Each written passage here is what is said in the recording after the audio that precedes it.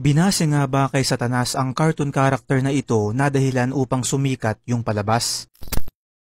Mga kaibigan, sa animated series na Powerpuff Girls ay isa ang karakter na to sa kanilang mga kalaban na tinatawag na Him o His Infernal Majesty.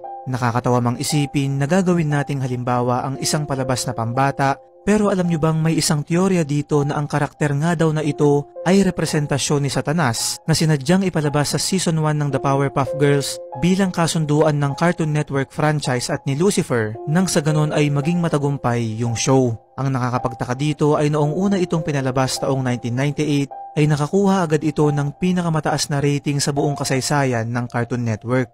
Ayon sa ilang mga ulat, ay noong unang pinakita ang karakter na to, ay tila nagsimulang sumikat lalo yung palabas at sobrang naging maimpluwensya na may mga reports pa mula sa iba't ibang bansa na yung mga bata nga raw na nanonood nito ay sobrang naging tutok na animo ay nasa ilalim ng isang hipnotismo at hindi mo makausap.